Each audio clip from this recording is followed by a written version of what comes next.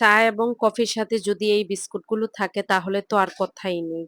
যারা এই বিস্কুটগুলো খেয়ে এখনো পর্যন্ত ট্রাই করেননি, আমি বলবো এই ভিডিওটা দেখে অবশ্যই ট্রাই করতে পারেন। এত বেশি টেস্টি হয় তাকে ট্রাই না করলে কিন্তু মিস করে ফেলবেন। স্কিনে বিস্কুটগুলোর আউটকাম দেখে যতটা সুন্দর লাগছে তার চাইতে কিন্তু এই বিস্কুটগুলো খেতে কোনো অংশেই কম ছিল না। আসসালামু আলাইকুম, welcome back to my channel baking with জান্নাত। আজকে আমি আপনাদের সাথে শেয়ার করব অসম্ভব মজাদার পারফেক্ট ভাবে বেকারি স্টাইলে মিষ্টি বিস্কুটের রেসিপি। আমার এই ভিডিওটা কিন্তু খুবই মনোযোগ ভাবে দেখতে হবে, তাহলে কিন্তু আপনারা সিক্রেট ভাবে বেকারি স্টাইলে কিভাবে বিস্কুট তৈরি করতে হয় আজকের এই ভিডিওতে আপনাদের সাথে শেয়ার করব। আপনারা এই বিস্কুটগুলো বাসায় তৈরি করে খেলেই বুঝতে পারবেন বিস্কুটগুলোর টেস্টটা কেমন হয়। এই বিস্কুটগুলো কিন্তু নামি দামি বেকারিগুলোকেও হার মানাবে। ভিডিওটি শুরু করার আগে আমার ছোট্ট ফেসবুক পেজটা এবং আমার ইউটিউব চ্যানেলটা বেশি করে আপনারা সাপোর্ট করবেন। কথা না বাড়িয়ে চলুন তাহলে রেসিপিতে যাওয়া যাক। প্রথমেই বিস্কুটের খামিরটা তৈরি করার জন্য শুকনো একটি বাটির মধ্যে রান্নার তেল নিচ্ছি ১ কাপ। প্রথমে ১ কাপ তেল নিয়ে এই তো মেজারমেন্ট কাপে আরো ১ কাপ তেল দিয়ে দিচ্ছি। নামি দামি বেকারির মতো বিস্কুটটা তৈরি করতে হলে অবশ্যই ভালো মানের ফ্রেশ তেলটা নিতে হবে। গুঁড়া চিনি নিচ্ছি ১ কাপ।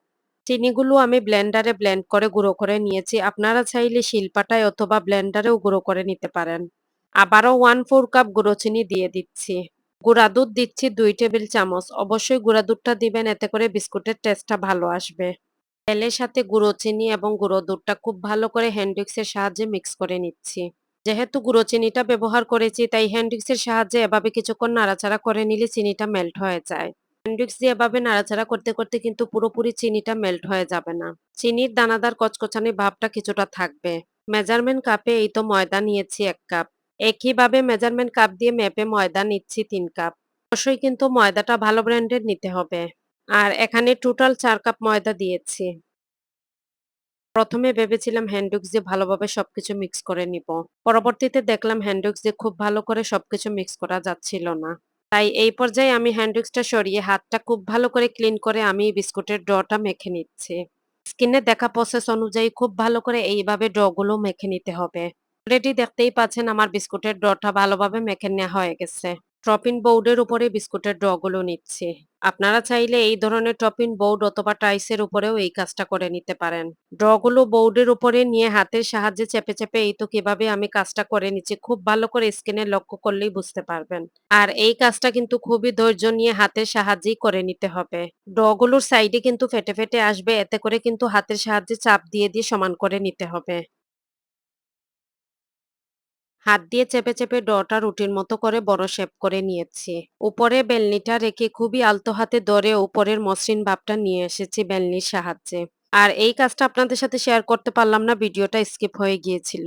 খুবই কাছ থেকে আপনাদেরকে দেখিয়ে দিচ্ছি সাইডটা কতটুকু মোটা হবে। হাতের সাহায্যে এই বিস্কুটের গুলো মসৃণ করে নেওয়া কিছুটা সময় সাপেক্ষ। তাই এই কাজটা ধৈর্য নিয়ে করে নিবেন। আর এই তো কুকি কাটারের সাহায্যে বিস্কুটগুলো কেটে নিচ্ছি। আপনাদের হাতের কাছে যদি কুকি কাটাটা না থাকে তাহলে হাতের সাহায্যেও কিন্তু গোল করে এভাবে শেপ দিয়ে নিতে পারেন। তবে কুকি কাটার দিয়ে বিস্কুটের শেপটা দিলে পুরোপুরি সবগুলো বিস্কুটের শেপ একই আসে। যে মোল্ডে বিস্কুটগুলো বেক করে নিব, মোল্ডের মধ্যে অল্প কিছুটা তেল ব্রাশ করে এই তো মোল্ডের মধ্যে বিস্কুটগুলো নিয়েছি। প্লেট নাইফের সাহায্যে খুবই আলতো হাতে একে বিস্কুটগুলো তুলে নিচ্ছি। স্ক্রিনে হয়তো দেখেই বুঝতে পারছেন আমি এই কাজগুলো কিভাবে করে নিচ্ছি। আরো একটি বিস্কুট তুলে মোল্ডের মধ্যে রেখে দিচ্ছি। কুকি কাটারের সাহায্যে একইভাবে সবগুলো বিস্কুট তৈরি করে নিয়েছি। একটি ডিমের কুসুম ভালো করে ফেটিয়ে নিয়েছি। ডিমের কুসুমটা সিলিকনের ব্রাশের সাহায্যে বিস্কুটের উপরে এই তো লাগিয়ে নিচ্ছি। বিস্কুটের উপরে কুসুমটা লাগিয়ে নিচ্ছি, এতে করে ওভেন এবং চুলায় যখন বিস্কুটগুলো বেক করতে দিব তখন খুব সুন্দরভাবে বিস্কুটের উপরে কালারটা চলে আসবে। আর এই তো একইভাবে সবগুলো বিস্কুটের উপরে কুসুম ব্রাশ করে নিয়েছি। ডিমের কুসুম বিস্কুটের উপরে ব্রাশ করার পর দিয়ে দিচ্ছি সাদা তিল। আগে থেকে ওভেনটাকে ১০ মিনিট প্রিহিট করে নিয়েছি। এই তো বিস্কুটগুলো ওভেনের মধ্যে দিয়ে দিচ্ছি। আপনাদের ওভেনের টেম্পারেচার বুঝে আপনারা টাইমটা সিলেক্ট করে দিবেন। সেম প্রসেসে এই বিস্কুটগুলোও তৈরি করে নিয়েছি। এই বিস্কুটগুলো কিন্তু আমি চুলায় বেক করে নিব। চুলায় একটি হাঁড়ি বসিয়ে ১০ মিনিট প্রিহিট করে নিয়েছি। হাঁড়িটা খুব ভালো করে গরম হয়ে যাওয়ার পর এই তো ঢাকনাটা সরিয়ে নিচ্ছি। হাঁড়ির ভিতরে স্ট্যান্ড দিয়ে স্ট্যান্ডের উপরে এই তো বিস্কুটের ট্রেটা বসিয়ে দিচ্ছি। অবশ্যই কিন্তু সিলভারের হাঁড়ির মধ্যে সিলভারের ঢাকনাটা ব্যবহার করার চেষ্টা করবেন। এতে করে খুব সুন্দর একটি কালার চলে আসে। ঢাকনার উপরে একটি পুঁতা দিয়েছি। ওভেনে থাকা অবস্থায় বিস্কুটগুলোর আউটকাম কেমন এসেছে হয়তো আপনারা খুব ভালো করেই দেখতে পাচ্ছেন স্ক্রিনে। আর এই বিস্কুটগুলো কিন্তু আমার ওভেনে বেক হতে লেগেছে ৩০ মিনিটের মতো। চুলার উপরে যে বিস্কুটগুলো বেক করতে দিয়েছি পুতাটা উঠিয়ে ঢাকনাটা সরিয়ে নিচ্ছি। ওভেনের চাইতে কোনো অংশেই কিন্তু কম হয়নি আমার চুলার বিস্কুটগুলো। পারফেক্ট ভাবে প্রসেস যদি ফলো করেন তাহলে এইরকম চুলায়ও কিন্তু আপনারা অসম্ভব সুন্দরভাবে বিস্কুটগুলো বেক করে নিতে পারবেন। ওভেনের বিস্কুটগুলো এবং চুলার বিস্কুটগুলো একসাথেই রেখেছি আপনাদেরকে পার্থক্যটা বোঝানোর জন্য। ওভেনের বিস্কুটগুলোর কালারটা কিছুটা গাঢ় এসেছে এবং চুলার বিস্কুটগুলোর কালারটা কিছুটা হালকা এসেছে, এতটুকুই পার্থক্য। বিস্কুটের টেস্ট এবং ক্রাঞ্চি ভাবটা একই রকম থাকে। ভিডিওর শুরু থেকে শেষ অবধি খুবই মনোযোগ দিয়ে পুরো ভিডিওটা দেখে নিবেন। দেখে অবশ্যই বাসায় ট্রাই করতে একদমই ভুলবেন না বিস্কুটগুলো। রেসিপিটা আপনাদের বোঝার সুবিধার্থে আমি ডেসক্রিপশন বক্সে দিয়ে রাখবো, অবশ্যই চেক করে নিবেন। প্রফেশনাল ওয়েতে রেসিপিটা আপনাদের সাথে শেয়ার করার চেষ্টা করেছি, আশা করব আপনাদের কাজেই আসবে। পুরো ভিডিওটা দেখে যদি আপনাদের কাছে কিছুটা হলেও ভালো লাগে তাহলে প্লিজ আমার ফেসবুক পেজটা ফলো দিয়ে রাখবেন এবং তার পাশাপাশি আমার চ্যানেলটাকে বেশি বেশি করে সাপোর্ট করবেন।